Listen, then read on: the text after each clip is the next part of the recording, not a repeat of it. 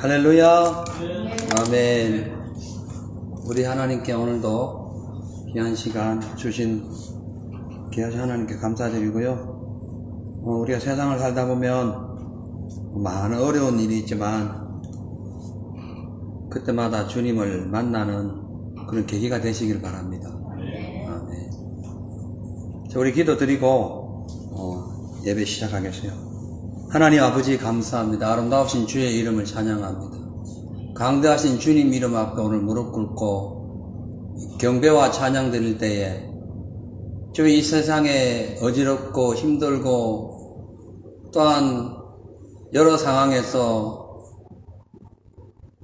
고통당하는 수많은 영혼들을 주님 크신 주의 팔로 위로해 주시고 회복시켜 주옵소서.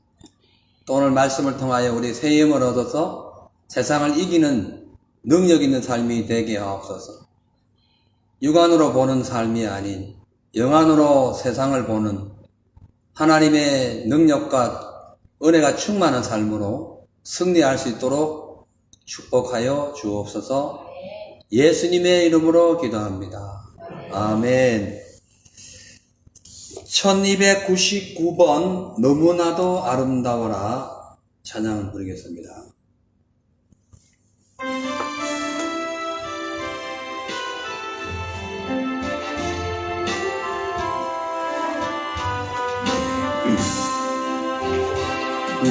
너무나도 아름다워라 주님 계신 영광의 나라 너무나도 귀하도다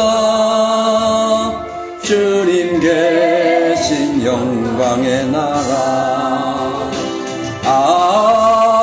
저 영광의 나라 내가 숨어 가오나 제가 지금 갈 수 없어 주님 계신 영광의 나라 금은 보화 받은다 해도 나는 부럽지 않아 내 주님만 바라보니 세상 영화 부럽지 않아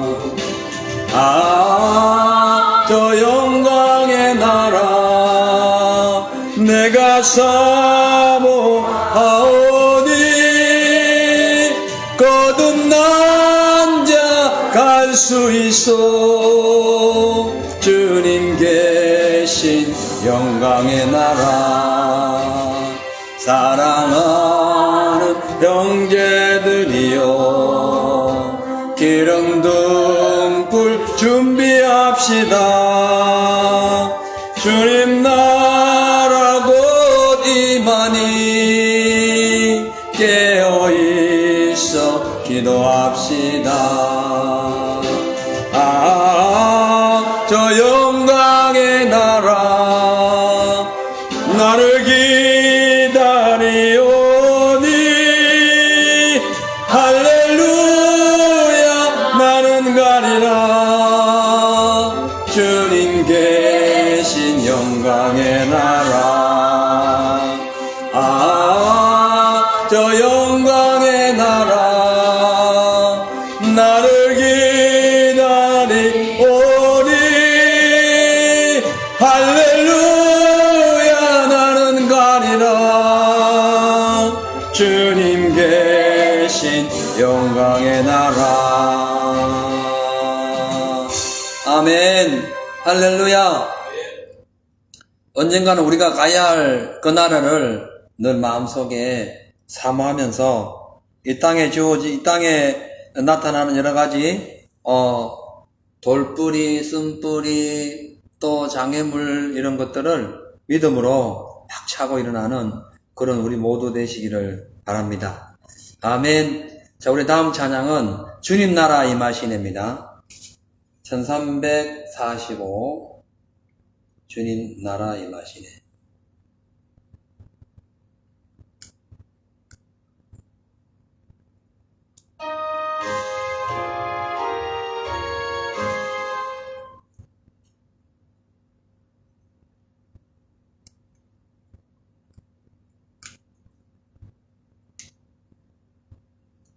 주님 나라 임하시네 찬양하겠습니다.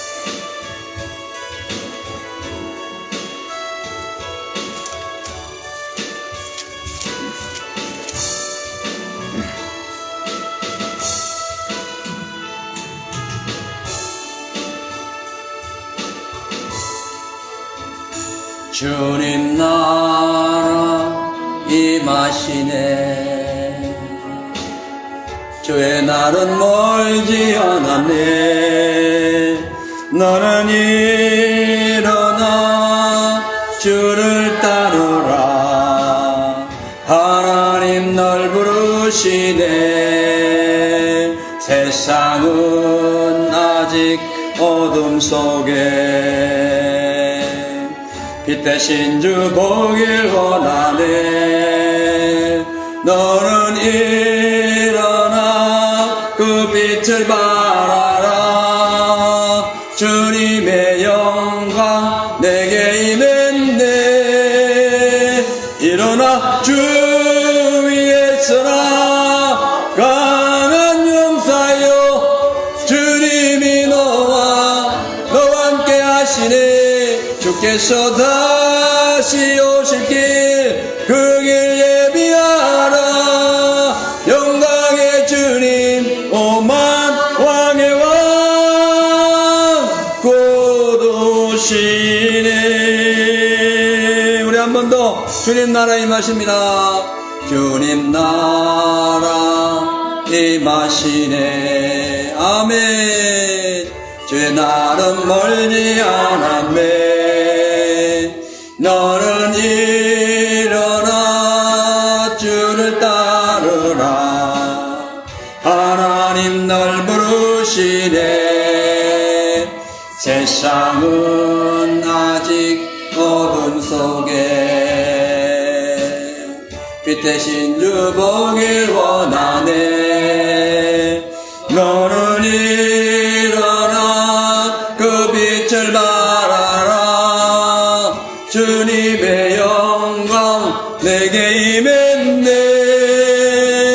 일어나 주 위에 서라 강한 용사여 주님이 너와 함께 하시네 주께서 다시 오실 길 그 길 예비하라 영광의 주님 오만왕의 왕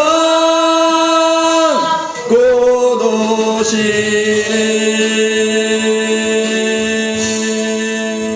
오시네 아멘 할렐루야 다음 찬양은 생명나무 찬양하겠습니다 우리 가사를 생각하시면서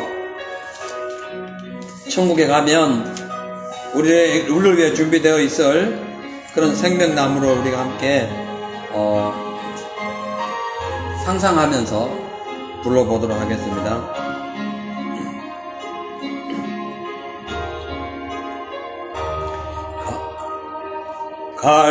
갈보리 언덕에 주님의 십자가 그 피로 내 죄를 깨끗하게 씻었네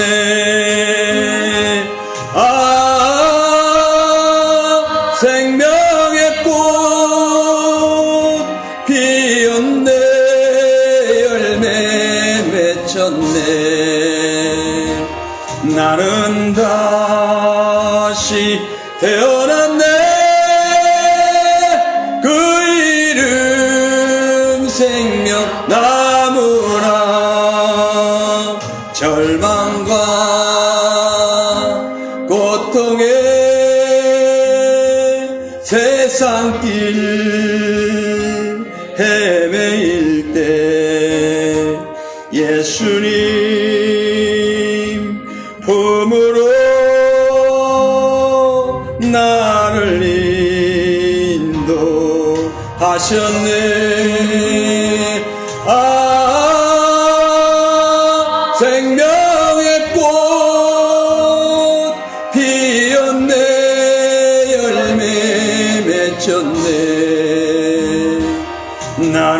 다시 태어났네. 그 이름 생명나무라. 지나온 인생길 부끄러움 뿐이지만 주님의 은혜로 감사만이 넘치네.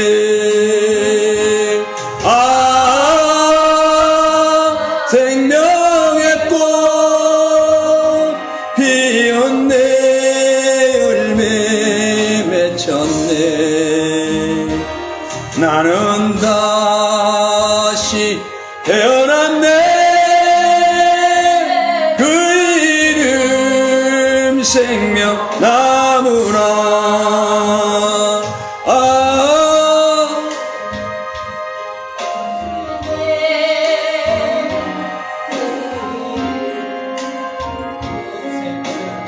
나는 다시 태어났네. 나는 다시 태어났네. 그 이름 생명나무라. 아멘. 할렐루야. 우리는 다시 태어났습니다. 예수 이름으로 다시 태어났습니다. 사망의 나무에서 생명의 나무로 거듭났습니다. 우리 마지막 한 장 더 부르시고 오늘 계시록 21장 보겠습니다. 너의 푸른 가슴 속에 십자가의 흔적이 있다면 찬양하겠어요.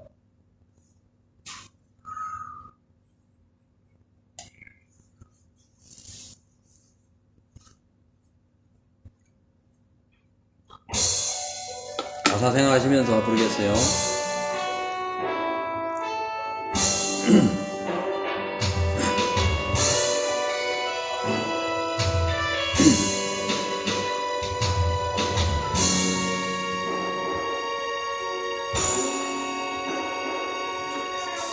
너의 푸른 가슴 속에 십자가의 흔적이 있다면 주 위에 이제 일어나 너의 믿음 주께 보이라.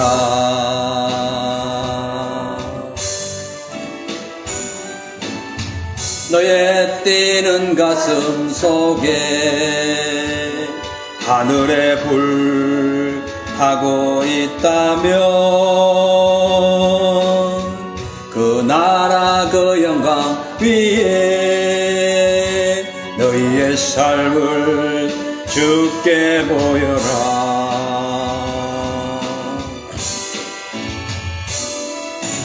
오랫동안 꿈꿔왔던 그 나라 이제 곧 오도록 우리 주의 은혜의 강 이 땅 휩쓸며 흐르도록 하나님의 눈물을 가진 자 일어나 주님을 따르라. 너의 십자가 지고 주님을 따르며 온 세상 주 영광 보겠네. 너의 삶을 불태워 주를 섬겨라. 주의 영광 나타나겠네. 올해 한패한 이 땅 꽃을 피워라. 주의 향기 가득하겠네. 아멘. 오랫동안 꿈꿔왔던 그 나라 이제 곧 오도록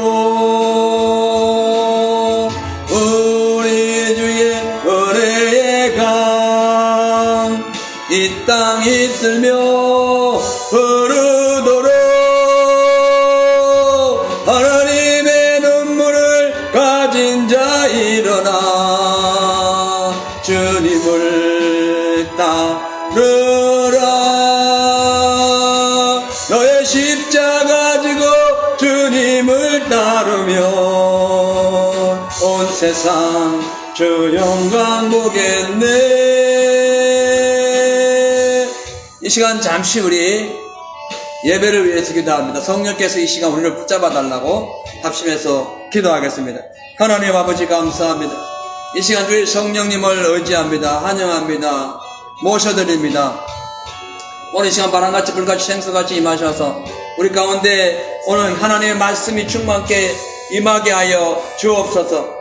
세상 사람의 말이 아닌 하늘의 신령한 말씀이 들려지게 하여 주시고, 우리 아버지 눈에 안약 발려주시고 귀에 아버지 하나님 성령의 기름 부어주셔서 아버지 하나님의 들리는 음성마다 성령의 충만함이 함께 하여 주시고, 또 아버지 하나님 우리 아버지 하나님을 실질적으로 볼 수 있는 그 영안이 열리는 그런 삶이 될 수 있도록 하나님 아버지여 역사여 주옵소서. 성령이여 축복하소서. 성령께서 은혜로 아버지 말씀으로 오늘 우리에게 붙잡아 주셔서 하나님 살아계심을 알며 믿음으로 사는 저희들 다 될 수 있도록 주여 축복하여 주옵소서. 오 주여 감사합니다. 이 시간 예배드리는 첫 시간이 오니 마치는 시간까지 주여 홀로 영광 받아 주시기를 소망하며 살아계신 예수님의 이름으로 기도합니다. 아멘. 할렐루야. 아멘. 하나님 말씀 요한계시록 21장 1절로 4절까지 보겠습니다. 21장 1절로 4절 제가 읽어드립니다. 내가 새 하늘과 새 땅을 보니 처음 하늘과 처음 땅이 없어졌고 바다도 다시 있지 않더라. 또 내가 보매 거룩한 성 새 예루살렘이 하나님께로부터 하늘에서 내려오니 그 예배한 것이 신부가 남편을 위하여 단장한 것 같더라.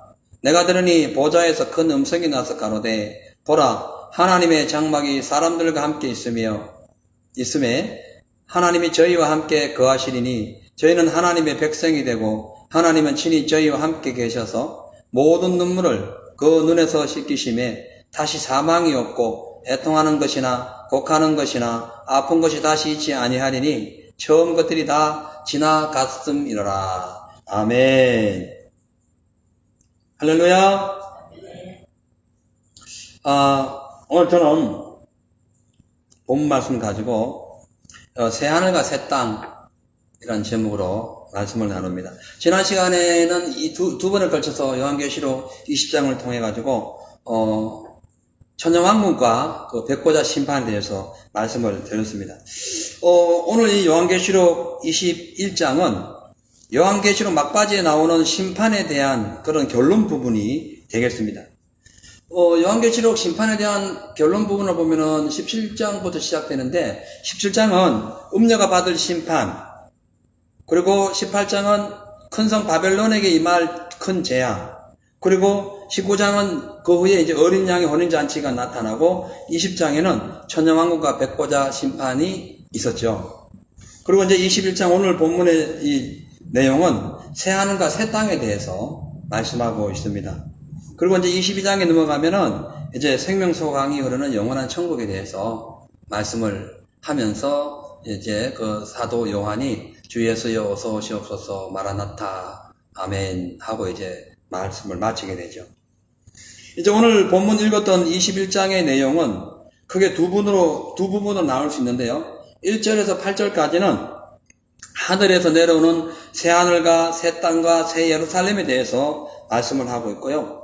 9절에서 27절은 그 새 예루살렘의 구조, 그러니까 그 크기, 치수, 그리고 안에 있는 그 보석, 그리고 그것이 뭘 의미하는가에 대해서 설명을 하고 있어요. 그래서 오늘은 1절에서 8절 있는 내용만 가지고 새 하늘과 새 땅, 새 예루살렘이 어떤 것인지 살펴보도록 하겠습니다. 먼저 사도 요한이 보았던 하늘에서 내려오는 새 땅과 새 하늘과 새 땅, 그리고 새 예루살렘, 여기에 대해서 이제 살펴볼 텐데요. 1절 보겠습니다. 1절 보니까 또 내가 새 하늘과 새 땅을 보니 처음 하늘과 처음 땅이 없어졌고 바다도 다시 있지 않더라. 아멘. 백보자 심판이 이제 벌어지는 상황이 끝난과 동시에 다시 또 하늘이 열리면서 그가 다른 내용을 보게 되는데, 백보자 심판이 끝나자마자 하늘에서 새 예루살렘과 새 땅이 이제 내려오게 됩니다. 근데 보니까 처음 하늘과 처음 땅이 사라지고 없고 바다도 다시는 보이지 않는 상황이 임하게 되죠. 이 창세기를 통해서 하나님께서 창조하신 그 하늘과 땅, 이것이 사단의 방해와 인간의 죄악으로 인하여 병들고 망가진 상태이기 때문에 이 세상을 완전하게, 병들고 망가진 세상을 완전하게 청소하신 후에 이제 새 하늘과 새 땅을 하나님께서 다시 창조해서 우리 믿는 자들은 그리로 데리고 가서 영원히 살게 하고, 백보자 심판에서 심판받은 자들은 이제 영원한 불못에 들어가게 하는 내용이 이 본문의 내용이에요. 오늘 본문에 등장하는 새 하늘과 새 땅은 모든 세상을 우리가 살고 있는 모든 세상과 더불어서 하늘나라 전체를 포괄적으로 설명함과 동시에 이 새 하늘과 새 땅은 우리가 알고 있는 물질적인 개념에 소속되어 있는 새 하늘과 새 땅이 아니라 완전히 지금 눈으로 보고 있는 우리 하나님이 첫째 창조하신 이 세상과는 완전히 개념이 다른, 뭔가 모르게 진짜 하나님만이 충분히 알 수 있어요. 하나님만 아시고 우리는 도저히 그것을 제대로 정확하게 분별할 수 없을 정도로 아주 신비한 그런 새 하늘과 새 땅을 의미해요. 그 땅이, 새 하늘과 새 땅이 이 땅에 이루어지는 게 아니라는 거예요. 왜냐하면 이 새 하늘과 새 땅 할 때, 새 것 할 때에 이 헬라어에는 두 가지 새 것이 있어요. 첫째는 네오스고 둘째는 카이논인데, 네오스는 본질이 변하지 않는 새 것입니다. 예를 들어서 라면을 끓여 먹다가 어떻게 하다 라면 맛이 없어가지고 버리고, 다른 새 라면 다시 이름이 다르거나 어떤 맛이 다른 새 라면 뜯는 것, 그것도 새 거죠. 그렇잖아요. 엎어진 거 새로 뜯는 거죠. 그것이 네오스예요. 그 새 것이라는 의미의 네오스예요. 근데 라면을 먹다가 막 이렇게 맛이 없어 쏟아붓고 아예 완전히 다른 음식, 족발을 시켜 먹는다거나 혹은 다른 어떤 떡을 먹는다거나, 이거 완전히 다른 거죠. 새 건데 완전히 다른 걸 체인되는 거죠. 이것을 가지고 카이논이라는 카이논. 그러니까 예를 들어서 산업 현장에 봤을 때에 삽을 들고 일을 하다가 삽이 부러졌어요. 그래가지고 새 삽을 똑같은 걸 사오는 것도 새 거죠. 맞죠? 새 거예요. 그거는 네오스. 근데 그 삽이 부러져가지고 도저히 일이 안 돼가지고 아예 포크레인을 들고 와서 땅을 판다. 이것은 뭐예요? 그건 완전히 다른 의미죠. 카이논입니다. 근데 여기 성경에 보면은 지금 본문에 나오는 새 하늘과 새 땅은 네오스라고 기록되어 있지 않고 이 카이논으로 기록되어 있어요. 그러니까 완전히 다른 거예요. 완전히. 이건 우리가 상상하지 못하는 완전한 새로운 것을 의미하는 거예요. 그러니까 하늘에서 내려오는 새 하늘과 새 땅은 기존에 하나님이 창조하신 우리가 눈에 보이는 새 하늘과 그러니까 지금 현재의 하늘과 땅이 아닌 완전한 새 하늘, 새 땅을 의미하는 거예요. 지금 이 하나님이 첫째 창조하신 이 하늘과 땅은 사실 그 인간의 죄악으로 인하여 발생된 여러 가지 어떤 죄의 도성이 되었음과 동시에 영적으로 볼 때는 이제 현실적으로 물질계로 세상 현실적으로 볼 때는 각종 산업 발달과 도시 개발로 인하여 산과 들과 바다가 오염되고 악취가 나거나 혹은 또 여러 가지 화학 성분으로 인해 가지고 막 오존층이 파괴되고 각종 그런 자연이 파괴되어서 병들고 있는 이 지구와 똑같은 지구를 가져온다는 것이 아니라, 똑같은 세계를 창조하신다는 것이 아니라 우리 육안이나 물질계로 보지 못하는 완전히 새로운 땅이다. 그리고 우리 기대해야 됩니다. 이 땅에 너무 정도 두지 마세요. 파괴될 땅이에요. 아무것도 아닌 거죠. 베드로후서 3장 12절 13절 보면은 베드로가 그렇게 정확하게 얘기했어요. 하나님의 날이 임하기를 간절히 바라보고 사모하라. 그날에 하늘이 불에 타서 풀어지고, 하늘이 풀어져 완전히 하늘이 바꾸는 거죠. 그 하늘을 부수는 거예요. 풀어지고 체질이 뜨거운 불에 녹아지고, 이 체질은 지구입니다. 지구. 우리는 그의 불에 녹아지려니와 우리는 그의 약속대로, 하나님의 약속대로 의에 거하는 바 새 하늘과 새 땅을 바라보더라. 그러니까 새 하늘과 새 땅은 땅이 풀어지고 하늘이 그냥 뜨거운 불에 막 타가지고 없어지는, 그래 다시 만들어지는 하늘과 땅이 아니라는 거죠. 완전히 새 하늘과 새 땅 얘기야. 그래서 계시록 6장 14절에 보면은 하늘은 종이축이 말린 것 같이 떠나가고 각 산과 각 섬이 제자리에서 옮겨졌다라고 말해요. 그러고 난 뒤에 새 하늘이 창조된 거죠. 사실 하나님께서 첫째 창조하신 이 하늘과 땅 완벽했어요. 근데 그 창조하실 때 보면은 땅이 공허하고 혼돈 가운데 있을 때 그것을 완전히 제거하고 새 땅을 만드신 것이 지금 땅이에요. 마찬가지로 이 지금 영적으로 혼탁해지고 이 하늘과 땅이 공허해지고 각종 오염되고 막 이렇게 오존층이 파괴되고 자연재해가 일어난 이 땅을 완전히 제거하고 세 번째, 그러니까 새로운 하늘이 우리에게 주어주는 거죠. 자, 그래서 여기 보면은 그 새 하늘과 새 땅이 만들어질 때 처음 하늘과 처음 땅은 없어졌고 바다도 다시 있지 않더라라고 얘기합니다. 이 바다가 다시 있지 않다는 것이 뭐냐면 영적인 건데, 이 바다는 사단을 상징하고 죄악을 상징하고 무덤을 상징하고 사망을 상징해요. 바다가.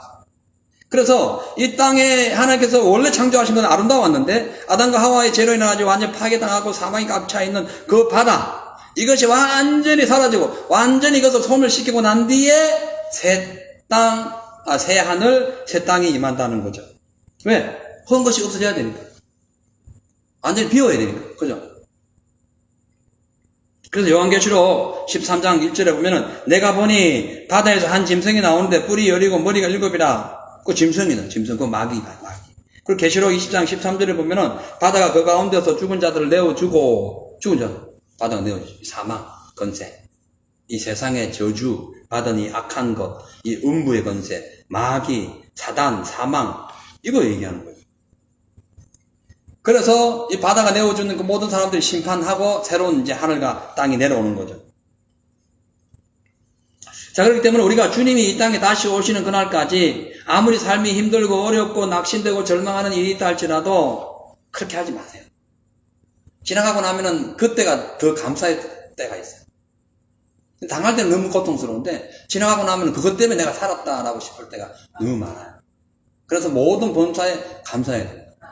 왜냐하면 하나님께서 항상 내 속에 있는, 내가 지금 지탱하고 있고 내가 지금 의지하고 있고 내가 지금 소유하고 있는 지금 옛 하늘과 땅, 그걸 막 갖고 있지만 그것까지는 안 된다는 거예요. 그건 사망이 덕실거리고 음부의 권세가 있기 때문에 그것을 처리하고 난 후에 새 하늘과 새 땅이 오기 때문에 그래요. 이 영적인 표현이죠. 할렐루야. 새 하늘 새 땅 맞이하시기 바랍니다. 그 나라에 가서만 맞이하지 마시고 이 나라에서 맞이하는, 여기 사는 동안에도 이 옛것, 죄악으로 넘실대는 것 다 바다 다 철거하고 그거 싹 없애고 난 뒤에 주님의 것을 소망하는 그런 삶이 돼야 되거든요. 그래서 우리가 이 잠시 눈에 보이다가 소멸되는 이 세상 것에 너무 집착하지 마세요. 별거 아니에요. 하나님이 우리를 위하여 준비하고 계시는 새 하늘과 새 땅을 바라보라는 거죠. 뭐냐? 주님이 다시 내게 주실 은혜와 사랑, 지금 내게 주실 응답을 바라보면서 기대하면서 감사함으로 나가자는 거죠. 할렐루야. 이것이 영적인 새 하늘과 새 땅입니다. 이제 2절부터 4절 보니까 하늘에서 내려오는 거룩한 새 예루살렘에서 진행되는 상황을 설명합니다. 2절 보니까 또 내가 보매 거룩한 성 새 예루살렘이 하나님께로부터 하늘에서 내려오니 그 예비한 것이 신부가 남편을 위하여 단장한 것 같더라. 아멘. 자, 여기 보세요.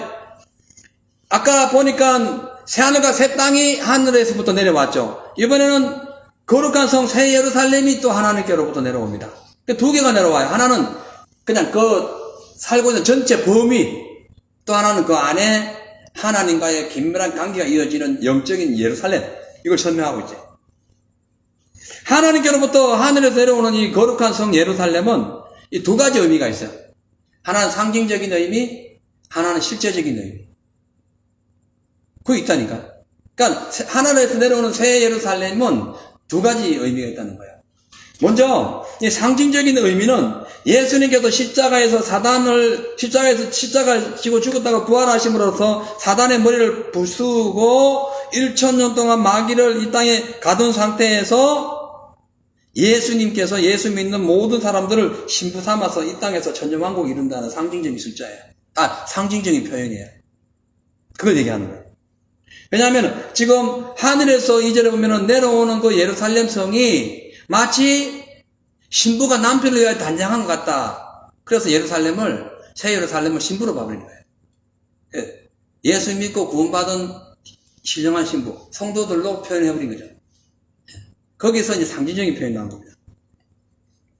그러니까 이분들의 주장은 창세기에 나오는 이미 하나님께서 창조한 공황 가운데, 어둠 가운데 그 창조하신 하늘과 땅은 변하지 않기 때문에 더 이상 새하늘 새 창조는 필요가 없고 예수님께서 이 땅에 오신 것이 새하늘 새 창조하신 것이다. 그렇기 때문에 예수 믿는 사람들은 거룩한 신부고 그 거룩한 신부들이 곧 새 예루살렘이기 때문에 지금 사도 요한이 본 것은 그냥 예수 믿는 그 상황, 그 당시 상황을 설명한 거다. 그렇게 상징적으로 표현하는 거예요. 여러분 이해하세요? 제가 말씀드린 거 이해하시죠? 그걸 이제 상징적인 표현이라는 거예요. 이 말씀을 뒷받침하는 내용이 많이 있지만 이제 대표적인 내용이 로마서 8장입니다. 18절에서 19절을 보면은 생각건대 현재의 고난 장차 우리에게 나타날 영광과 좋게 비교할 수 없도다. 이게 이제 예수님을 믿으면 현재의 고난은 뭐 상상할 수 없는 그런 어떤 영광과 직결된다는 거죠. 그러면서 19절에 피조물들의 고대하는 바는 하나님의 아들들이 나타나는 것이니, 그러니까 하나님의 아들들, 예. 그러니까 예수가 아니고 예수 믿는 하나님의 백성들, 이걸 얘기하는 거예요. 그래서 이것은 새 예루살렘은 신부다. 그래서 하늘에서 새 하늘과 새 땅이 창조된 후에 이제 그 신부가 내려오는 거다. 근데 그 표현이 좀 안 맞는 것 같아요. 이분들이 주장하는 새 하늘과 새 땅 그리고 새 예루살렘에 대한 이 상징적인 의견이 뭐 굳이 뭐 반대할 일은 아니지만 여러 가지 정황으로 볼 때 이 해석은 완전한 해석이 아니에요. 제가 몇 가지 설명을 드릴게요. 왜냐하면 자, 이분들이 주장하는 이 해석대로 설명을 한다면 이미 이 나라는 이 땅에는 천정왕국이 이루어졌기 때문에 더 이상 예수님 재림할 필요가 없어요. 이미 뭐 천정왕국인데 무슨 재림해요? 필요 없는 거죠. 그리고 예수님께서 우리를 위하여 처소를 예비하러 가노니 그 말씀도 약간 문제가 있을 수 있어요. 예비하면 내가 다시 올 것이라는 말씀 있잖아요. 그거 완전히 다른 거죠. 아닌 거죠. 그리고 새하늘과 새 땅이 이미 이루어졌다면 인간의 모든 눈물을 씻어줄 필요가 없지요. 이 땅에 얼마나 많은 눈물을 흘립니까? 예. 저도 오늘 많이 울었어요. 왜 울어요? 울 일이 없죠. 뭘 울 일이 있어? 이미 천년왕국이 이루어졌고 눈물을 다 씻어줬는데 안 맞잖아요. 상징적인 게 안 맞는 거예요. 지금도 여전히 곡하고 애통하고 울고 불고 막 그냥 막 가슴 조이는 사람 얼마나 많습니까? 안 맞는 거예요. 이 상징적인 것이 안 맞는 거예요. 뿐만 아니라 이제 21장 10절부터 이제 소개되는 그 새 예루살렘에 대한 크기가 나옵니다. 치수가 나와요. 예. 높이, 폭, 길이 나오는 거예요. 그럼 뭐야? 그 상징적인 건 그게 뭐냐? 예? 안 맞는 거죠. 그래서 이분들은 무조건 우리가 반대하지 말자. 왜냐면 그분들은 나름대로 해석할 수 있는 거니까. 그러나 우리는 그래서 저는 그쪽을 따르지는 않고 저는 실질적인 새 예루살렘을 주님이 준비하신 것이다라고 저는 믿는 사람이에요. 저는 그걸 믿는 사람이에요. 뭐가 잘못됐다, 뭐 틀렸다는 개념이 아니라 좀 디퍼런트하다는 거지. 예. 뭐 완전 틀린 건 아닙니다. 자, 그러니까 거룩한 성 새 예루살렘이 하나님께로부터 이 땅에 하나님께로부터 그러니까 이 땅이라면 안 돼요. 내려온다라는 것은 이전에 하나님 창조하셨던 물질적인 그런 옛 하늘과 옛 땅이 아닌 실질적인 새롭게 만들어진 어떤 하나님만이 아시는 그런 새 하늘과 새 땅이라는 거죠. 그죠? 이 새 하늘과 새 땅은 예수 그리스도의 십자가의 보혈을 말하며 완성하신 그 구원의 완전성을 예수님 재림하실 때 갖고 오는 그런 상황을 설명한다고 볼 수 있어요. 그러니까 예수님께서 이 땅이 이제 다 정리가 되고 막 다 이제 완전히 이제 뭐 그 하늘도 풀어지고 땅도 막 체질이 녹아지고 싹 정리가 되고 난 후에 최후 심판을 하고 난 후, 그러니까 최후 심판 되기 전에 이 땅에 오셔서 신부된 자들을 이끌고 가서 하늘에 있는 장막에서 이제 신방을 꾸미고 말하자면 이제 거기서 행복하게 사는 거예요. 그것을 상징적으로 보여주는 거예요. 그래서 히브리서 11장 10절에 보면은 그 히브리서 기자가 얘기합니다. 이는 하나님의 경영하시고 지으실 터가 있는 성을 바랬다. 믿음의 사람들이 하나님이 경영하시고 지으실 터를 바라보고 목베인 당하고 톱에 쓸리고 막 돌 맞아 죽고 그랬다는 거예요. 믿음의 장에서 나오는 거예요, 이 말씀이. 그들이 하늘에 신령한 그 새 예루살렘, 새 하늘과 새 땅을 소망하지 않았다면 누가 그랬겠냐는 거야. 그쵸? 사자 밥이 되고 돌에 맞아 죽고.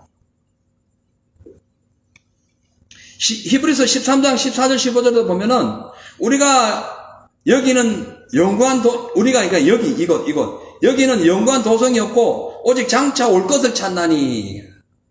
그러니까 믿음의 사람은 여기에서 뭐 이 도성을 찾는 게 아니라 영원한 그 새 하늘과 새 땅, 새 예루살렘 찾는 것이 아니라 다시 다가올 하나님의 어떤 그런 장차 올 것을 찾는다는 거죠. 그래서 우리가 항상 하나님의 이름을 하나님께 제사 드리고 찬미의 제사를 드리고 하나님의 이름을 높여야 되는 거예요.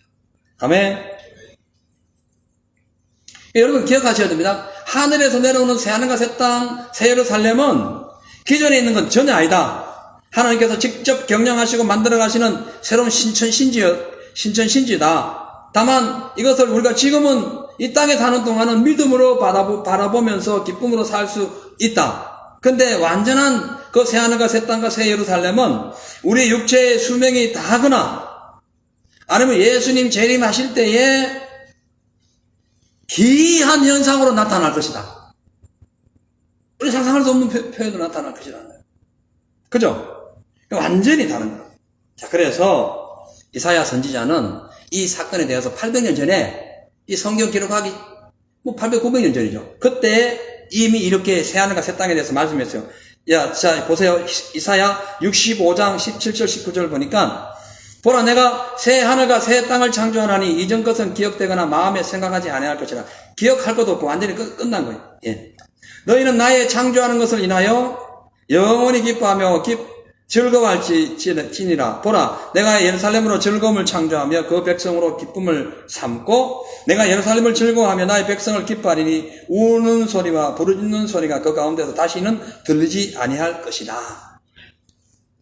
이사야 선지자는 예수님이 태어나기 전 800년 전의 인물인데 이분이 하나님의 영감을 받아가지고 계시록에 기록될 내용을 미리 써놓은 거예요. 새 하늘과 새 땅 나오고 새 예루살렘 나오잖아요. 그게 설명입니다. 참 대단한 거. 이런 영감 있는 사람이 돼야 되는데 참 아이고 여러분 우리 더 깨어나서 기도해야 됩니다. 예, 이거 참 어떠냐 부끄럽기도 하고. 예. 자, 그렇기 때문에 여러분, 새 하늘과 새 땅, 구약에 말씀하신 것이 신약에 이루어졌잖아요. 신약에도 기록했잖아요. 그럼 이것이 어떻게 된다? 이루어지는 거죠. 그러니까 하나님의 약속은 어떻게 된다? 이루어진다는 거예요. 대신, 옛 하늘과 옛 땅, 옛 예루살렘은 파괴돼야 돼요. 그것이 이스라엘 백성들의 죄로 인하여 바벨론에 가가지고 완전히, 바벨론 느부갓네살 왕이 와가지고 성전을 싹 허물어가지고 싹 들고 갑니다. 싹 파괴되고 완전히 끝난 그때에 다시 70년 후에 기름 부음 받은 고레스를 통해 가지고 회복되는 거예요. 이것은 아담 시대 이후로 인간의 죄로 인하여 완전히 파괴당한 이 세상이 마귀로 인하여 완전히 죽음의 골짜기로 들어간 후에 예수님께서 오셔가지고 완전히 회복될 것을 의미한과 동시에 마지막 때에 다시 오실 예수님 시대에 이런 현상이 벌어진다는 거예요. 그죠? 우리 이걸 잘 알아야 됩니다. 그래서 우리가 이 시대가 어수선할수록 내 삶에 어두운 구름이 끼고 낭패를 당하고 답답함이 막 가중되고 있고 말할 수 없는 비참함이 내 인생에 다가올 때일수록 어떡한다? 또 기도와 말씀 무장해가지고 하나님 말씀 믿고 인내해야 돼. 인내. 언젠가는 임하시니까. 3절 보니까 내가 들으니 보좌에서 큰 음성이 나서 이 보좌에서 음성은 하나님의 음성이잖아요. 가로되 보라 하나님의 장막이 사람들과 함께 있음에 하나님이 저희와 함께 거하시니 저희는 하나님의 백성이 되고 하나님의 친히 저희와 함께 계실 것이다. 이렇게 말씀하죠.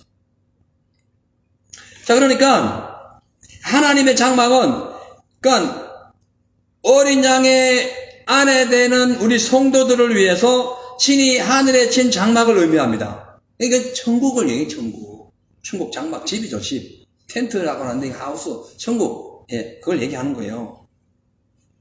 그러므로 이 하늘나라 장막, 하나님이 치신 이 장막, 하나님의 장막이 사람들과 함께 있다는 것은 하나님께서 말씀하신 구약의 모든 약속과 신약의 모든 약속을 받은 사람들이 하나님의 나라에 가서 그 장막에서 함께 살 것을 상징하는 거예요. 아멘. 그죠? 영원한 천국이 이루어질 거라는 거죠. 자, 그래서 우리가 하나님과 함께 최종적인 구원, 영생을 받는 유일한 방법은 예수 믿는 길밖에 없어요. 그렇게 해야 되니까. 예? 다니엘서 7장 18절에도 보면은 그 천국에 대해서 이렇게 설명합니다. 지극히 높으신 자의 성도들이 나라를 얻으리니, 이 나라를 얻는 게 장막에 들어간다는 거예요. 그 누림이 영원하고 영원하리라. 영원을 3번이나 더블로 얘기하는 거예요. 3번. 이야, 대단한 거예요. 자, 그래서 주 예수를 믿으라 그리하면 너와 내 집이 구원을 받는다는 그 말씀대로 예수 믿는 사람들은 다 되는 거예요. 그 날에 올라가게 되는 거예요. 자, 4절에 보니까 모든 눈물을 그 눈에서 씻기시면 하늘의 장막이 펼쳐지고 그 신구약이 약속된 모든 말씀 믿는 사람들이 그 하나님의 장막에 딱 들어가고 난 후에 얘기해요. 그 후에 4절 말씀입니다. 같이 읽으세요. 시작. 모든 눈물을 그 눈에서 씻기시매 다시 사망이 없고 애통하는 것이나 곡하는 것이나 아픈 것이 다시 있지 아니하리니 처음 것들이 다 지나갔습니다. 아멘. 여러분, 우리가 사는 이 땅에는요, 감정적인 부분이나 육체적인 일로 인해서 수없이 많이 눈물을 흘립니다. 어린아이에서 어른에 이르기까지 건강한 사람이나 병든 사람이나 이렇게 성공한 사람이나 실패한 사람이나 정말로 많은 눈물을 많이 흘리고 살아요. 여러분도 많이 우시죠? 기도할 때 눈물 소리가 많이 들려요. 그러니까 이 땅은 그렇게 눈물 바다라는 거예요. 예. 저도 많이 울어요. 또 울었어요. 예.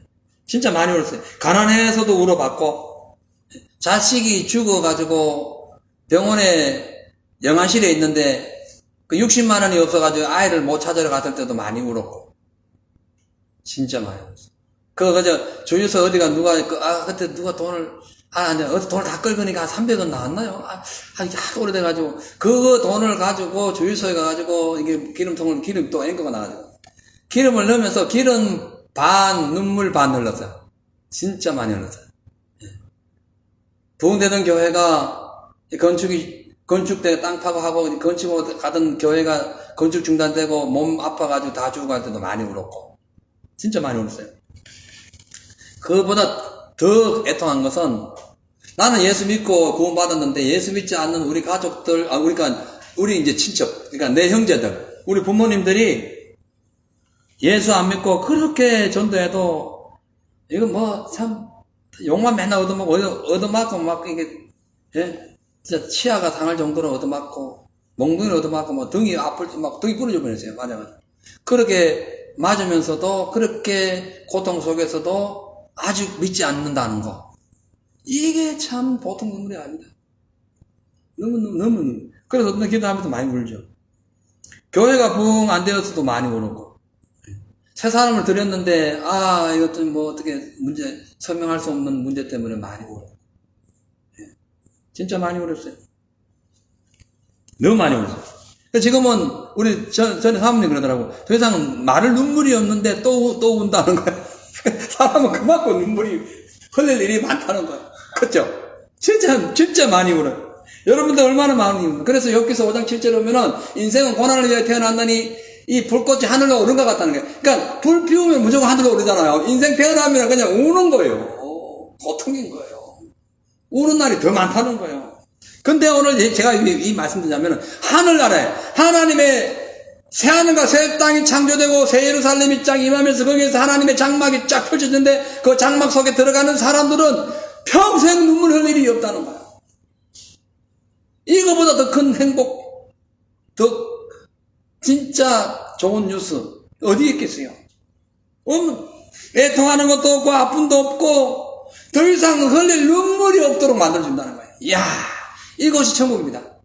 그래서 아까 말씀드렸듯이 상징적인 새하늘, 새 땅, 새 예루살렘은 맞지 않다는 거예요. 아직 우리는 눈물이 있으니까. 많이 울잖아요. 진짜 많이 울어요. 그래서 이제 4절 하반절을 보면 하나님께서 우리에게 이제 모든 눈물을 씻기시고 또한 사망이 없고 애통하는 것이나 곡하는 것이나 아픈 것이 다시 있지 아니한 것은 처음 것이 다 지나갔기 때문이라는 거예요. 처음 것이 지나갔기 때문에 그게 없다는 거예요. 처음 것이 뭐예요? 그 아팠던 거죠. 눈물 흘렸던 거예요. 이게 없어지는 거예요. 예? 죄로 인하여 불완전했던 옛 하늘과 옛 땅과 그 이스라엘 백성들이 섬겼던 그 당시의 성전과 그 당시의 사도 요한 시대에 있었던 교회에 그 모든 그런 어떤 죄악스러운 것들이 다 물러가고 옛 것이니까 더 이상 있지 않으니까 그리고 난 후에 생성되는 모든 삶에는 처음 것이 지나갔기 때문에 새 것이 오는데 그 새 것에 그 본질이 뭐냐면 눈물이 없게 하겠다. 눈물. 그래서 우리는요, 이 땅에 있는 동안 실컷 울어야 됩니다. 그냥 그 나라 가면 울 일이 없어. 그 눈물 흘릴 일이 있다고 막, 내 인생이 왜 이래 속상하니 이러지 말고 실컷 우세요. 울 때는 고통스럽지만 그 나라 가면 울고 싶으면 못 울어. 눈물 다 말라버려야지 못 울어요. 여러분, 그렇잖아요. 처음 것이 지나가야 새 것이 오잖아요. 그죠? 처음 하늘과 처음 땅, 처음 바다가 사라지고 나니까 새 하늘 새 땅이 왔잖아요. 그렇기 때문에 이 실질적으로 천국 왕국에서 새 예루살렘에서 하나님의 성전, 하나님의 장막에서 그 나타나는 그 모습은 영원한 생명 되신 하나님과 우리가 함께 사는 거예요. 그래서 눈물이 없는 거예요. 눈물 필요 없는 거죠. 그죠? 자, 그래서 이사야서 25장 8절 보면은, 자, 같이 계세요. 시작. 사망을 영원히 멸할 것이라. 있죠? 영원한, 다시. 자, 주 여호와께서 모든 얼굴에서 눈물을 씻기시며, 그 백성의 수치를 온 천하에서 제하리라. 여호와께서 이같이 말씀하셨느니라. 사망을 영원히 멸하시고, 주님께서 모든 얼굴에서 눈물을 씻기시고, 백성의 수치를 온 천하에서 제거할 거라는 거예요. 이분이 하나님이세요. 그분이 우리에게 주시는 그 복이 새 하늘과 새 땅과 새 예루살렘과 새 장막이에요. 그것을 우리가 항상 지금 누리는 마음으로 사세요. 비록 울어도 좀 슬픈 울음이 아니라 기쁨 울음으로 와 울면서도 야 기쁨이 뭔가 더 좋은 일이 있을 거다 그런 마음으로 우세요. 예, 그 쉽지는 않지만 그렇게 하세요. 그 다음에 이제 5절부터 8절에 보니까 만물을 새롭게 하시는 알파와 오메가 되시는 하나님께서 새하늘과 새 땅에 들어가는 모든 성도들에게 생명수를 무제한 공짜로 공급해 주실 것을 약속하고 있어요. 자, 5절 보겠습니다. 보호자에 앉으신 이가 가라사대 보라 내가 만물을 새롭게 하노라 하시고 또 가라사대 이 말은 진실되고 참되니 기록하라 하시고 또 내게 이르시되 이루었도다 나는 알파와 오메가여 처음과 나중이라 내가 생명수 샘물로 목마른 자들에게 값없이 주리니 이기는 자는 이것들을 유업으로 얻으리라 나는 저희 하나님이 되고 그는 내 아들이 되리라. 아멘. 여기 5절에 보면 보좌에 앉으신 이가 가라사대 보라 내가 만물을 새롭게 하리라 했을 때 이 새롭게 한다는 이 뜻은 사단의 공격으로 인하여 파괴당한 이 세상 물질 모두 정리하신 후에 새롭게 한다는 거예요. 있는 그대로는 새롭게 안 되는 거죠. 완전히 한 것이 다 청소되고 완전히 깨끗이 될 때에 새롭이 되는 거예요. 자, 그래서 만물을 새롭게 하신 하나님께 선택된 저와 여러분들은 믿음으로 살아야 됩니다. 왜? 나는 안 되지만 믿음으로 하나님 해주시고 믿기 때문에 가능하다는 거죠. 그죠? 그리고 이 만물을 새롭게 그러니까 하나님께 선택되어가지고 만물을 새롭게 하신 그 하나님의 편에 딱 들어가는 그 상황이 되면은 예수님처럼 비록 우리가 살다가 육체가 죽더라도 반드시 부활할 거다. 아멘. 반드시 부활. 반드시 부활해가지고 새 하늘과 새 땅에 들어갑니다. 그래서 빌립보서 3장 21절에 보면은 예수님이 만물을 자기에게 복종케 할 수 있는 자로 역사로 우리 낮은 몸을 자기의 영광의 몸의 형체와 같이 병케 하시라. 우리의 낮은 몸, 이 낮다라는 것은 이 키가 낮고 뭐 작다는 것이 아니라 썩어질 몸 이 뜻이에요. 그 몸을 영광된 몸으로 몸의 형체와 같이 병게 하신다. 그래서 베드로전서 1장 4절에 보면 또 이런 말씀이 있습니다. 썩지 않고 더럽지 않고 새하지 아니하는 기업을 잊게 하시나니 곧 너희를 위하여 하늘에 간직하신 것이다. 아멘. 이 하나님께서 예비하신 거예요. 또 이제 5절 후반절에 보면은 가라사대 이 말은 진실되고 참되니 기록하다. 그러니까 이 말씀 더 설명할 필요 없죠. 우리 하나님 말씀은 진실되고 참됩니다. 그 기록하라는 것은 증거하라는 뜻이거든요. 변동되지 않는다는 거예요. 예. 그래서 우리가 하나님의 말씀은 그러니까 영원토록 변질되지 않아요. 영원해요. 마귀를 이기셔요. 아멘. 믿음으로 사는 자에게는 그 말씀이 우리의 방패가 됩니다. 그래서 시편 18편 3절에 보면은 하나님의 도는 완전하고 여호와의 말씀은 정미하니 저는 자기에게 피하는 모든 자의 방패로다. 하나님의 말씀이 전언하니 하나님의 말씀을 의인하여 버린 거예요. 그러니까 말씀이 하나님이라는 거죠. 영원한 진실하다. 완전하다. 진실하다. 정미하다. 진짜다 이 뜻이. 깨끗하고 진짜다 이 뜻이에요. 뿐만 아니라 민수기 23장 19절에 보면은 하나님은 인생이 아니시기 때문에 하나님은 시건치 실수하지 않나요? 시건치 아니하시고 하신 말씀 반드시 이루어주신다. 그래서 우리가 기도할 때 혹은 좀 가까이 갈 때 받은 영감 있잖아요. 혹은 말씀 받았잖아요. 혹은 설교를 통해서 아멘 했잖아요. 그 우습게 여기면 안 됩니다. 예? 내 기분 좋고 상황이 좋을 때는 막 맞는 것 같고 안 그럴 때는 전혀 안 맞는 것 같고 그러면 안 됩니다. 상관없이 일단 믿고 나가는 이것이 믿음입니다. 야, 믿음은 진짜 탱크 같아야 됩니다. 탱크. 예? 돌뿌리가 있든 뭐 나무가락이 있든 뭐 안에 뭐 뱀이 나타나든 막 밀고 나가버리는 거예요. 이게 탱크예요. 그런 믿음 돼야 됩니다. 6절에 보면은 또 내게 말씀하시되 이루었도다 나는 알파와 오메가요 처음과 나중이라. 뭐 설명할 거 없죠. 하나님은 처음과 나중입니다. 시작과 끝이에요. 시작과 끝. 창조의 근본이에요. 모든 종말의 최종자예요. 하나님은 지존자십니다. 아멘. 홀로 존재하시는 거예요. 홀로 통치하시는 거예요. 홀로 모든 것을 지으시고 만드시고 이끌어 가시는 분이에요. 그죠? 그래서 시편 47편 2절에 보면은 지존하신 여호와는 엄위하시고 온 땅에 큰 임금이 되신다 라고 말씀하셨고, 이사야 35장 5절에 보면은 여호와께서는 지존하시니 높은 데 거하시며 공평과 어의로 시온에 충만케 하실 것이다. 야, 대단합니다. 하나님이세요. 자, 근데 6절 하반절 보면은 이런 말씀이죠. 내가 생명수 샘물로 목마른 자에게 값없이 주리라. 이 목마른 자에게는 생수가 필요하듯이 우리 예수님께서 죄로 인하여 죽어가는 자들을 십자가에서 공짜로 구원해 주시고 우리에게 힘들고 어려울 때마다 우리와 함께 하심으로 위로해 주시고 아픔을 함께 해 주시고 상황을 지켜보시고 좋은 길로 인도하시는 분. 그것이 바로 목마른 자에게 생수가 필요하듯이 인생의 갈증을 느낀 자에게 해답을 주신다. 그죠? 요한복음 4장 14절에 그렇게 말씀하고 있어요. 내가 주는 물을 먹는 자는 영원히 목마르지 아니하리니 나의 주는 물은 그 속에서 영생하도록 솟아나는 샘물이 되리라. 내가 주는 물은 영원히 목마르지 않으면 생수가 되리라. 자, 이제 실제로 봅니다. 이긴 자는 이것들을 유업으로 얻으리라. 나는 저의 하나님이 되고 나는 그의 아들이 되리라. 자, 이기는 자가 여기 나옵니다. 이긴 자는 하나님의 나라를 유업으로 줍니다.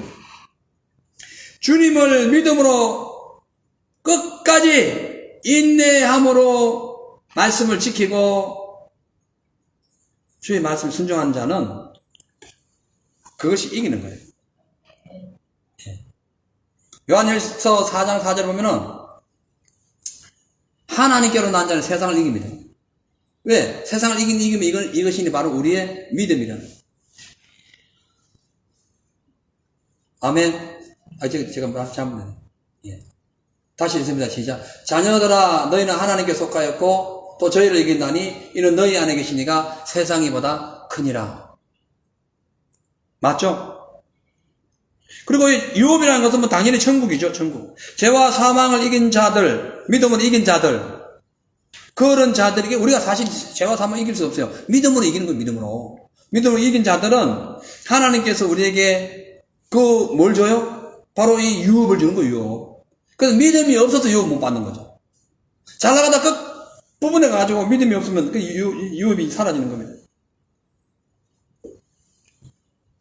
자, 그래서 우리가 이긴 자가 되어가지고 하나님의 유혹을 받아서 새하늘과 새 땅에서 새 예루살렘에서 하나님의 장막에서 함께 거하고 싶다면은 어떡한다? 영적인 삶을 살아야 돼요. 영적인 삶. 육신적인 고집을 버려야 됩니다. 신령한 은혜를 사모하면서 주의 뜻을 간구하면서 이게 왜 하나님 앞으로 나를 통하여 우리를 통하여 우리 교회를 통하여 우리 나라를 통하여 이 시대를 통하여 어떻게 우리에게 무엇을 말씀하시는가 빨리 체크해야 돼요. 그 체크하면요 길이 생기고요 방향이 정해집니다. 이길 수 있는 거죠. 이 영적인 삶을 살아야 돼요. 육신적인 삶을 살면 하나님의 나라를 유업으로 받지 못합니다. 아멘. 못해요. 야고보서 2장 5절에 보면 내 사랑하는 형제들아 들어라. 하나님이 세상에 대하여 가난한 절 때까지 믿음이 부유하게 하시고 또 자기를 사랑하는 자들에게 약속하신 나라를 유업으로 받게 하지 않겠느냐. 그렇게 말씀하고 있어요. 야고보 형에서는 신령한 것을 외면했다가 그냥 장자권 빼앗겨요. 근데 요셉은 그 고통 속에서도 하나님 앞에 덕지하지 않기 위해 노력했더니 나라를 살려버려요. 이것이 우리에게 필요합니다. 우리 어떤가요? 우리 삶 한번 점검합시다. 육신의 것을 소망하고 그것 때문에 우리가 살면 안 되고 하나님의 것을 소망하고 사람은 언젠간 죽습니다. 육신의 삶을 사는 사람도 죽을 것이고 영적인 삶을 사는 사람도 죽을 것이고 부유하고 막 풍요롭고 막 뭐든지 마음대로 다 되고 막 부러워할 것 그러니까 부족할 것 없이 사는 사람도 죽을 것이고 맨날 힘들게 사는 사람도 죽을 것이다. 그죠? 근데 문제는 그런 상황 속에서도 신령한 것을 찾는 사람은 천국을 선물 주는 거예요. 자, 이제 마지막 8절 봅니다. 자, 그러나 두려워하는 자들과 믿지 않는 자들과 흉악한 자들과 살인자들과 행음자들과 술객들과 우상숭배자들과 모든 거짓말하는 자들은 불과 여왕으로 타는 못에 참여하리니 이것은 둘째 사망이라. 7절까지는 믿는 사람들에게 주는 어마어마한 복을 지금 설명하면서 8절에는 그 반대되는 자는 완전히 지금 불못에 들어갈 것을 지금 대조적으로 설명하고 있어요. 여기에 나오는 둘째 사망에 들어가는 사람들은 뭐 당연히 천국 왕국, 그러니까 하나님의 천국, 그 새하늘과 새 땅, 새 예루살렘, 하나님의 장막, 그것을 거부함으로 인하여 백보자 심판에서 탈락하여 불과 유황못에 들어간 자들을 의미하죠. 뭐 당연한 거죠. 자, 근데 여기서 이제 한 번 더 깊이 말씀 보면은 두려워하는 자들 나옵니다. 두려워하는 자. 여기 왜 두려워하는 자가 나오나? 두려워하는 자들. 뭘 두려워하냐는 거죠. 이 헬라어 데일로이스인데, 이 데일로이스, 이게 두려워하다는 뜻이에요. 이게 뭐냐면은, 비겁한 자다는 뜻이에요. 비겁하다. 각종 핍박과 환난과 시련으로 인해가지고 신앙을 저버린 사람들, 이것을 두려워하는 자다. 마귀가 두려운 거예요. 세상이 두려운 거예요. 내가 당하고 있는 일이 두려운 거예요. 그래서 그런 사람 얘기합니다. 그리고 여기 보면 믿지 않는 자들도 나오죠? 믿지 않는 자들이라는 것은 헬라어로 아피스토이스란다. 아피스토이스. 이 뜻은 그냥 불신자예요, 불신자. 믿지 않는 자, 그냥 불신자를 얘기하는 거예요. 그러니까 예수를 믿었다가도 어떤 환난과 시련과 핍박 때문에 다자굴에 들어가기 싫고 순교하기 싫고 뭐 이래저래 막 고통당하기 싫고 이래저래 막 힘들고 하니까 믿음 배반하는 사람들, 주님 배교하는 사람들, 이 사람들이 둘째 불못에 들어가는 거예요. 그 다음에 믿지 않는 자들, 그야말로 안 믿는 사람들 다 들어가는 거예요. 그리고 살인하는 자들이라는 것은 뭐 영적이나 육적이나 똑같은 거죠. 살인하는 자들, 음행하는 자들, 뭐 자기 몸으로 죄를 짓는 자들뿐만 아니라 영적인 음행, 하나님 외에 다른 걸 너무너무 많이 섬기는 거, 그거예요. 술객자들, 마술 점술하는 자들인데 하나님의 말씀을 믿고 그 말씀 따라가지 아니하고 세상 여행을 바라거나 뭐 어떤 이상한 사람들의 말을 듣거나 혹은 또 뭐 엉뚱한 것을 바라보면서 세상을 따라가는 사람들, 다 이거 술객들입니다. 영적으로. 가정한 새들이라죠, 이거는. 우상 숭배자들 말할 수 없이 이거는 뭐 하나님 배정한 자들인데, 이거는 여기 탐심하다는 표현이 숨겨져 있어요. 그래서 육신의 부유함을 원하고 탐심을 원하는 자들 안 된다는 거예요. 거짓말하는 자들 뭐 얘기할 거 없죠. 사람 양심을 속이고 자기 양심을 속이고 막 되는 대로 말을 막 하는 것, 위기를 모면하기 위하여 막 지어서 내는 거짓말. 그 거짓말뿐만 아니라 하나님 말씀을 완전히 역행해가지고 거짓말로 전하는 거 다 거짓말하는 자입니다. 이러한 자들이 다 어디로 간다? 둘째 사망 들어가. 그죠? 자, 사랑하는 성도 여러분, 성경은요, 사람은 한 번 죽으면 반드시 일어나는 일이 있는데 심판이라고 합니다. 그리고 반드시 죽는다고 합니다. 그리고 그 심판 앞에서, 하나님 심판 앞에서 천국으로 행하는 사람들은 새하늘과 새 땅을 체험하면서 새 예루살렘과 하나님의 장막에 들어가가지고 눈물이 없고 아픔과 고가는 것이 없고 병들고 죽는 것이 없고 애통함이 없는 그곳에서 영원히 삽니다. 근데 거꾸로 심판을 당한 자들은 상상할 수 없는 불구덩이에서 영원토록 지옥을 가야 됩니다. 그래서 오늘 우리는 새하늘과 새 땅을 소망해야 됩니다. 그러기 위해서 십자가를 진 주님을 따라가야 됩니다. 하나님의 말씀을 붙잡고 나가야 됩니다. 그 쉽지는 않지만 그것이 바로 자신을 부인하고 나의 길을 걸어가는 것, 십자가의 길을 걸어가는 거라고 말씀합니다. 결론입니다. 하늘에서 내려오는 새하늘과 새 땅은 죄를 품고 살아가는 인간의 눈이나 개념으로는 정확하게 이게 뭔지 모릅니다. 지금도 몰라요. 저도 지금 설명하면서 이게 지금 몰라요. 최대한 설명을 했을 뿐이지 본 적이 없으니까 몰라요. 하지만 분명한 것은 하나님께서는 말씀을 시건치 아니하시고 그 하신 말씀 반드시 행하시기 때문에 하나님께서 때가 되면 반드시 이 악한 세상, 이 죄로 병들고 물들어 있는 이 악한 세상을 정리하시고 반드시 새로운 세상을 우리에게 주실 거예요. 그죠? 그것이 분명히 우리에게 옵니다. 그걸 우리가 믿어야 돼요. 그러면서 평소에 늘 주님과 가까이 하면서 하늘나라를 소망해야 됩니다. 이 땅이 화려함이 보여지는 바벨론 사모하면 안 됩니다. 이 세상에는요, 두 가지 사모하는 것이 있어요. 하나는 큰성 바벨론, 하나는 새 예루살렘. 그죠? 큰 성 바벨론을 사랑하는 사람의 관점은 전부 다 큰 거예요. 무조건 커야 돼요. 교회도 커야 되고, 무조건 기업도 커야 되고, 다 잘 돼야 돼. 가문도 좋아야 되고, 다 잘 돼야 돼. 다 잘 돼야 돼. 이 큰 바벨론을 사랑하는 사람들에 속해요. 근데, 하나님께서 주신 하늘에서 내려온 새 하늘과 새 땅과 새 예루살렘과 새 장막, 그것을 원하는 사람들은 눈에 보이는 부피와 모양과 크기에 따라 내 마음이 움직이는 것이 아니라 비록 작을지라도 주님 그 주시는 은혜를 사모하면서 그 은혜의 말씀을 따라 살아가는 거예요. 늘 말씀드리지만 쉽지는 않아요. 그러나 그런 자들에게 새 하늘과 새 땅이 열리는 겁니다.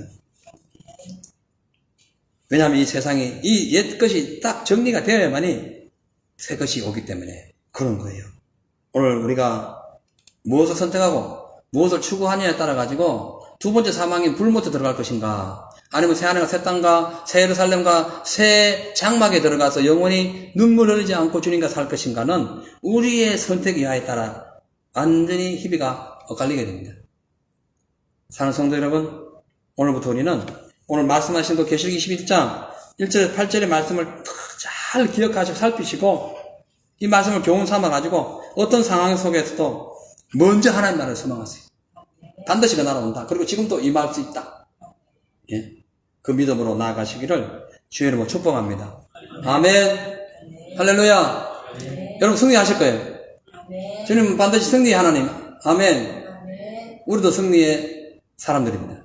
우리 찬양 한 장 부르시고 교회를 위해서 기도하시고 또 내일 전도 나갈 때에 전도를 위해서 기도하시고 또 여러분 갖고 온 문제들, 그 대한민국 이제 곧 대통령 선거 되는데 이 악한 무리가 틈타지 않도록 나라가 하나님 앞에 든든히 서갈 수 있도록 기독교가 파괴당하지 않도록 진짜 하나님 앞에 믿음으로 사는 그런 나라가 되게 해달라고 기도하시고 또 여러분 이 땅에 사는 동안 힘들고 어려울 때 눈물 흘리는 것 그 주님께 다 해결해 주신 걸 믿고 오늘도 어떠한 상황 속에서도 믿음 잃지 않고 전진하는 저와 여러분 되시기를 바랍니다. 아멘. 자, 찬양 한 장 부르겠습니다. 하나님은 실수하지 않으신다네.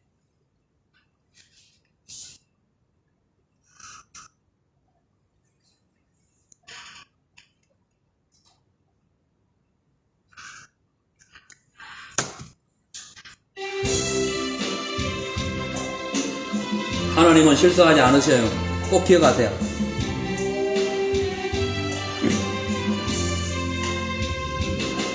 내가 걷는 이 길이 혹 굽어도는 수가 있어도 내 심장이 울려있고 가슴 아파도 내 마음속으로 여전히 기뻐하는 까닭은 하나님은 실수하지 않으심일세.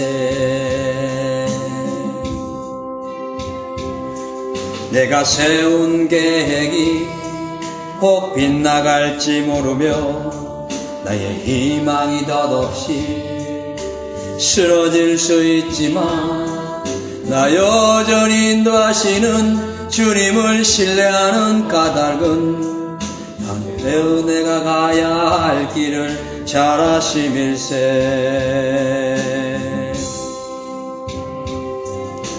어두운 밤 어둠이 깊어 날이 다시는 밝지 않을 것 같아 보여도 내 신앙 부여잡고 주님께 모든 것 맡기리니 하나님을 내가 믿음일세. 지금은 내가 볼 수 없는 건 너무 많아도 너무 멀리 가물가물 어른거려도 운명이 오라 나 두려워 아니하니 만사를 주님께 내어 맡기니 차츰차츰 안개는 걷히고 하나님 지으신 빛이 뚜렷이 보이리라. 가는 길이 온통 어둡게만 보여도 하나님은 실수하지 않으신다네. 차츰차츰 안개는 걷히고 하나님 지으신 빛이 뚜렷이 보이리라. 가는 길이 온통 어둡게만 보여도 하나님은 실수하지 않으신다네. 한 번 더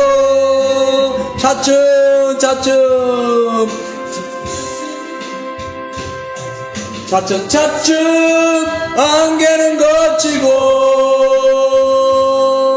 하나님 지으신 빛이 뚜렷이 보이니라. 가는 길이 온통 어둡게만 보여도 하나님은 실수하지 않으신다네. 우리 삼창하시고 주여 삼창하시고를 말씀 기억하시면서 기도하겠습니다. 주여 주여 주여. 할렐루야. 하나님 아버지여, 우리 인생에 눈물 나는 일이 많지만 차츰차츰 한계가 거쳐지는 인생이 되게 하고 변신을 아버지 깜깜하고 막막하지만 주님이 함께 하시면 아버지 우리 인생에 모든 어둠이 벗겨지고 구름이